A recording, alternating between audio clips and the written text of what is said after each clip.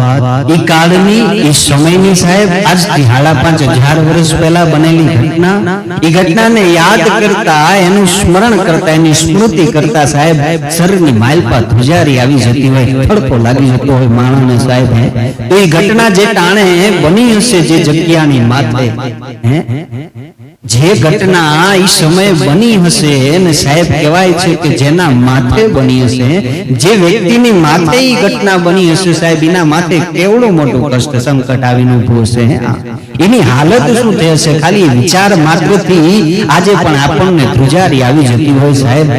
જે ટાણે ઈ સમયે એમ કહેવાય કે આ ઘટના બની હશે, ઈ સમયની પરિસ્થિતિ શું હશે, નિર્માણ થઈ હશે.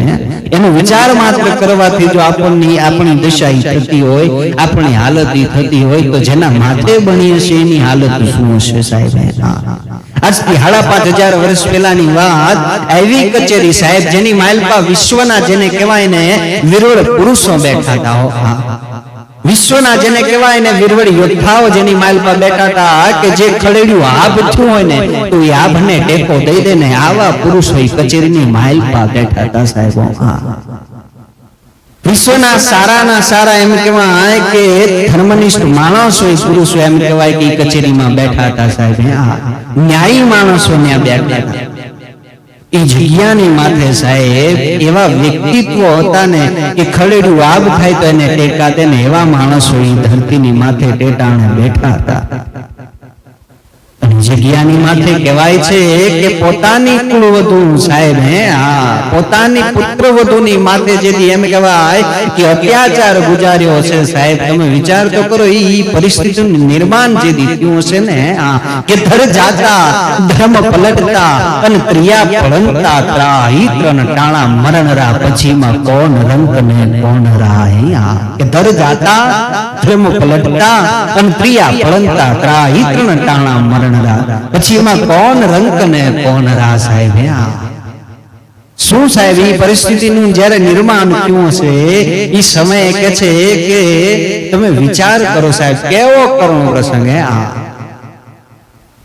જે સભાની માલપા આવા વિરોધ વ્યક્તિઓ બેઠા હોય, આવા ધર્મનિષ્ઠ માણસો બેઠા હોય ને સાહેબ કહેવાય છે ને હસ્તિનાપુરની કચેરી હતી સાહેબ, જેની માલપા અંધનું રાજ કહી શકાય સાહેબ. ધૃતરાષ્ટ્ર એટલે અચક્ષુ સાહેબ, જેને બધું મનની આંખોથી જોયું તેમ છતાં એનું દીઠું કર્યું ને, ત્યારે આ પરિસ્થિતિનું નિર્માણ થયું સાહેબ. ધર્મરાજને જ્યારે એમ કહેવાય ધ્રુતનું નિમંત્રણ આપવામાં આવ્યું, એ ટાણું એવું હતું સાહેબ કે ધ્રુત અને યુદ્ધનું નિમંત્રણ મળે એટલે સ્વીકારી લેતો માણસ. અન સાહેબ આપણે જાણીએ છીએ કથાને, ધ્રુતની માલપા બધું સર્વસ્વ પોતાની જે કઈ સંપત્તિ હતી બધી હારી જાય, અને એમાં બેઠેલા શકુનીએ સાહેબ કહેવાય છે કે પોતાના પિતાના હાડમાંથી પાસા તૈયાર કર્યા હતા. પોતાની જેમ આંખ ફેરવે ને એમ પાસાનો દા ફેરવી નાખતો સાહેબ શકુની. એમ ધર્મરાજ એક પછી એક પોતાની કિંમતી અમૂલ્ય વસ્તુઓ જેને કહેવાય કે મૂકતા જાય છે. પોતાના ભાઈઓને મૂકી દીધા, અંતે પોતાની જાતને મૂકી દીધી સાહેબ. અને છેલ્લે કાંઈ ન રહ્યું ને એટલે છેલ્લા દાવમાં પોતાની અર્ધાંગના જેને કહેવાય પોતાની પત્ની જેને કહેવાય ઈ દ્રૌપદીને હોળમાં મૂકી દીધી ધર્મરાજે. સમય બડા બલવાન નહીં પુરુષ બલવાન સાહેબ. ઈટાને કે છે કે એની હાર થાય, દ્રૌપદીને કે છે સાહેબ સોંપવામાં આવે, અને આય નાગડી દુર્યોધને હાકલ કરી કે 5 પછી વારીને સભાની માલપા હાજર કરો.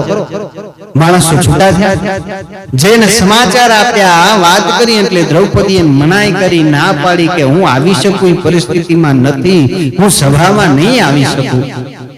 આવીને માણસોએ રજૂઆત કરી સભામાં, એટલે બીજી વાર માણસોને મોકલવામાં આવ્યા, પણ બીજી વાર પણ ના કીધું. એટલે સાહેબ દુર્યોધને એ દુશાસનને કીધું કે જા જઈ અને એને ચોટલે પકડી અને ઢસડીને આ સભાની માલપા હાજર કર. અને દુશાસન છૂટ્યો ભાઈ. સીધો જ્યાં મુકામની માથે દ્રૌપદી હતી ત્યાં જઈ અને સાહેબ જેને કહેવાય કે ચોટલે પકડી છે. ઢસડી અને જેને કહેવાય કે લાવવાની કોશિશ કરે છે, ઓલી અબળા સાહેબ એક સ્ત્રી શું કરી શકે પુરુષના બળ આગળ?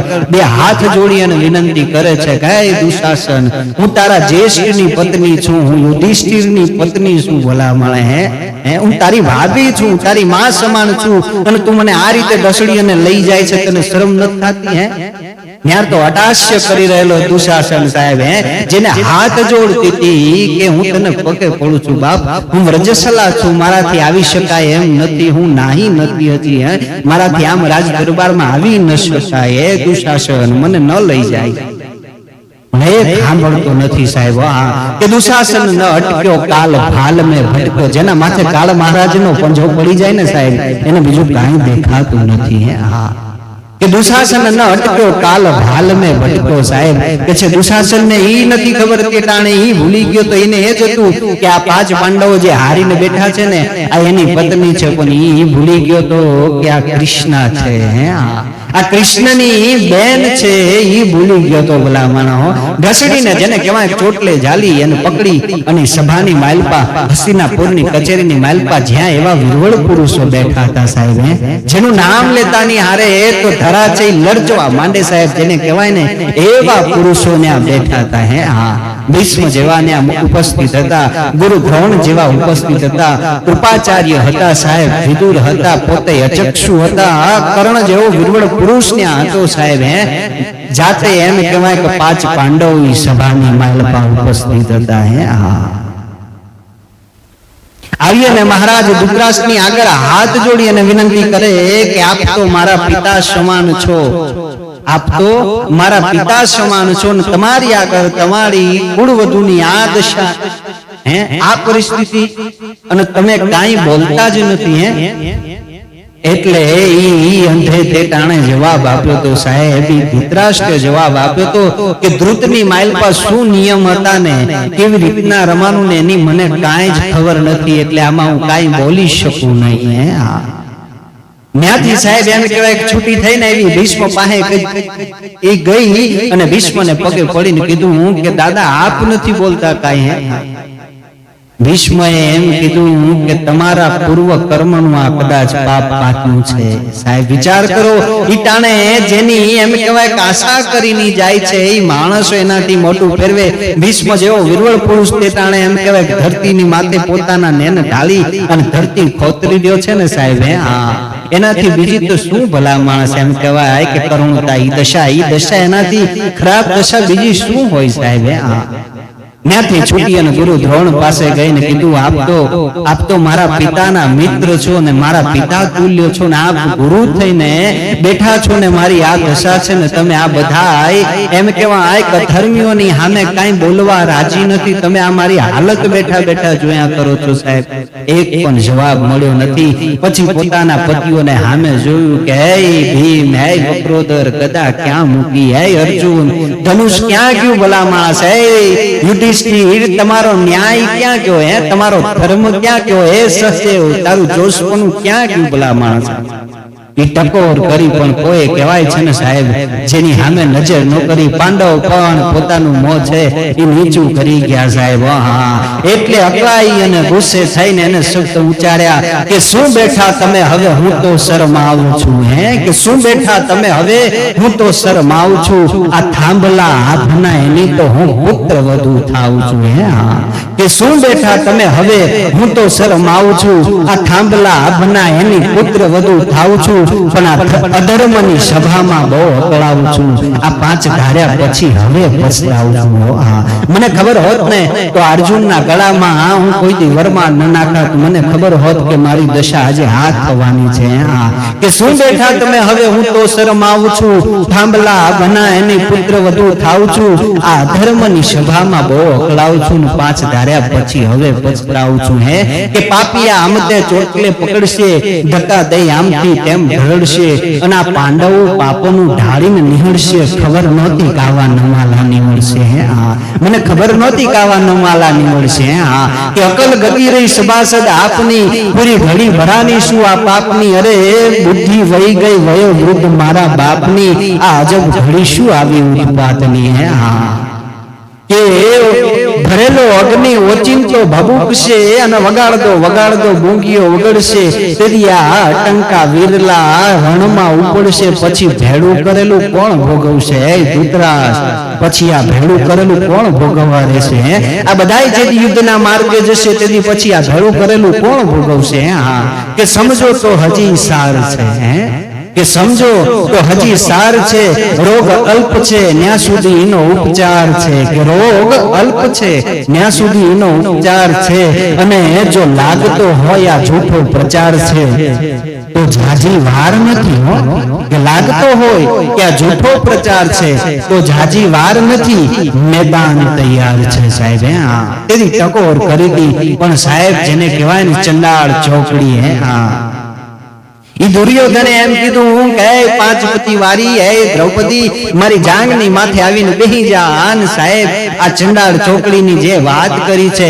કે બેહુદા ચોકડી के बीच बैर दिखलाता है जर्जा सा भीम दीर्घजैर दिखलाता है कौरवों को आंतुक कैर दिखलाता है और द्रुपदा को दुर्योधन पैर दिखलाता है माधवा अजबजा महर दिखलाता है सभा के बीच में ठुगुर के ढेर ढेर दिखलाता है साहब है कि बेहुदा चौकड़ी के बीच बैर दिखलाता है जर्चा सा भीम दीर्घजैर दिखलाता है कौरवों को आंतुक कैर दिखलाता है द्रुपदा को दुर्योधन पैर दिखलाता है और माधवा अजबजा महर दिखलाता है सभा के बीच में डुगुर के ढेर ढेर दिखलाता है साहब हाँ ई चंडाल चौकड़ी दुर्योधन दुशासन कर्ण અને શકુની હતા સાહેબ હે કે ઈ પાંચ પતિ વારી ને આજે નિવસ્ત્ર કરીને આંખના વસ્ત્રને હરી લે હાકલ કરી દુર્યોધને સાહેબ હે કે પાંચ पति बारी आज नंगी नाच बेकी बारी है करे दुशासन सभा में बारी बारी के कहे दुशासन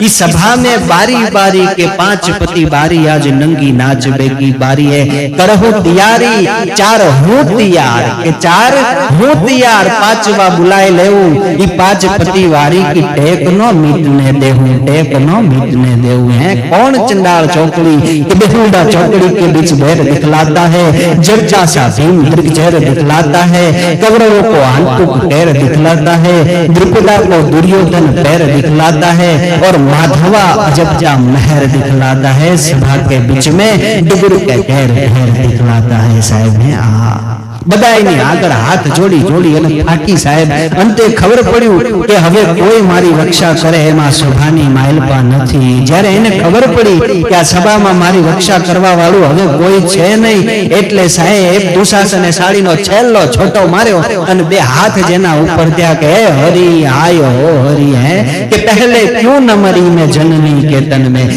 મારે આ દિવસ એમ કહેવાય જોવાનો હતો તો મારી માના ઉદરમાં હું હતી ત્યારે કેમ ન મરી ગઈ હે हे कृष्ण परमात्मा अन कहे एक ही कन्हैया ने हाकल करी साहब कन्हैयो एम कहेवाय के शब्द पूर्ण थाय न थाय क न ये त्रण शब्द जेने कहेवाय के पूरा थाय न थाय है बे हाथ हजर करी ने कन्हैया कन्हैया केतानी हारे तो कहे छे के कन के कार पे नित भवन के नकार पे य न उचार्यो न्यार तो वस्त्र बनीने भेट्यो तो साहब है कि कन के कार पे नित भवन के नकार पे यन के इकार पे तो वस्त्र बनीने भेट्यो तो के सारी है के नारी है के नारी बीच सारी है के सारी बीच नारी है के नारी बीच सारी है के बाकी बनवारी है ये कोई नक्की नहीं કરી શકશું સાહેબ તો કેતાની હારે તો કે છે કે દ્વારકાની માલપા હિંડોળા ઘાટની માથે હતો અને જ્યારે ન શબ્દ કે છે એક પૂર્ણ થયો ને ન્યાર તો અધવચ્ચે પૂગ્યો તો સાહેબ અને ય પૂરો થાય નો થાય ન્યાર તો વસ્ત્ર બની અને લપેટાઈ ગયો તો कि कन के कार पे मिठ गोन के नकार पे यह न उचार्यो न्यार तो वस्त्र बनी ने भेट्यो तो कथा सारी है के नारी बीच सारी है के सारी बीच नारी है के बाके बनवारी है आ कोई नक्की नहोતું કરી શકતું સાહેબ ई सभा में हो ई सभा में धर्मनिष्ठ माणस हता इमने कीधु के दुर्योधन ए दुष्ट दुशासन न सारी है न नारी है कि न सारी है न नारी है न नारी बिच सारी है। अरे मूर्ख ये तो बाके बनवारी है। ई कृष्ण परमात्मा ज भला माणे ई नारी नथी सारी नथी तमारी समजमा फेर थाय छे के न नारी है न सारी है न सारी बिच नारी है ये तो बाके बनवारी है भला माणस है। हाँ एक हाकलनी मालपा हाजर थयो तो साहेब ई सभानी करुण दशा तो तमे जोવો હે। વિશ્વના વિરળ પુરુષો ઈ સભાની માલપા હતા, પોતાના પતિઓ જે સભાની માલપા હતા તેમ છતાંય અબળાની આબરૂ બચાવવા વાળો એક ન હતો। આજથી 5000 વર્ષ પહેલાની વાત તમને કરું છું સાહેબ। હા ઈ દશા શું થઈ છે સભાની માલપા સ્ત્રીની સાહેબ જેના કુટુંબીજનો જે જગ્યાની માથે બેઠા હોય ઈ જગ્યાની માથે પોતાની પુત્રવધુ પોતાની કુળવધુની માથે ઈ દ્રષ્ટિ થઈ હોય સાહેબ। ઈ એમ કહેવા કે જેની ઇજ્જતની માથે હાથ નખાણો હોય ને ત્યાં બેઠેલા પુરુષો કાંઈ જ ન કરી શકતા હોય। તમે વિચાર તો કરો હે। હા આવા વિરળ પુરુષો કાંઈ નતા કરી શકતા સાહેબ। ઈ જ દશા આજે કાંઈક આપણે આપણા દેશની જોઈ શકતા હોઈએ સાહેબ। હા બધું જાણવા વાળા બધું જોવા વાળા માણસો બધું સમજવા વાળા માણસો મૌન છે। હા એનું કારણ શું સાહેબ? હા કે છે ને કે સમય સમય બડા બલવાન નહીં પુરુષ બલવાન હે કે સમય સમય બડા બલવાન નહીં પુરુષ બલવાન। ઈ સમય જે એની માથે આવીને ઉભો છે સાહેબ આ સમય સમયનું કામ કરે છે સાહેબ। આ કહેવાય છે ને કે આજે ન શીખવાડનારા માણસો કંઈક એવું શીખવાડી રહ્યા છે ને સમજાવનારા માણસો એવું કંઈક સમજાવી રહ્યા છે। આજે ઈ કરુણ હસ્તિનાપુરની કચેરીની દશા જે આપણે વિચાર કરીએ અને આપણી સામું દ્રશ્ય ઊભું થઈ જાય ને એવી કરુણ દશા આજે આપણા દેશની થઈ છે સાહેબ। હા એનું કારણ એક જ છે સાહેબ। એનું કારણ શું છે કે હાય હોય હતી કે હાય હોય હતી સારે રજપૂત ભયે રતી। ઈટાણે થયા હતા સાહેબ। ઈટાણે સભાની માલપા ક્ષત્રિયો જ બેઠા હતા પણ કાંઈ નહોતા બોલતા કે હાય હોય હતી સારે રજપૂત ભયે રતી આજ શેર की गद्दी पे सियाले है मुसद्दी। हाय होय हती सारे रजपूत भये रती आज शेर की गद्दी पे सियाले है मुसद्दी साहेब। जेनो राजा अंध होय जेनो राजा पुत्र प्रेमनी मालपा मोहनी मालपा कई बीजू जोवा न मांगतो होय एनी प्रजानी आज दशा थाय छे। ई प्रजानी आज दशा थाय छे साहेब। हाँ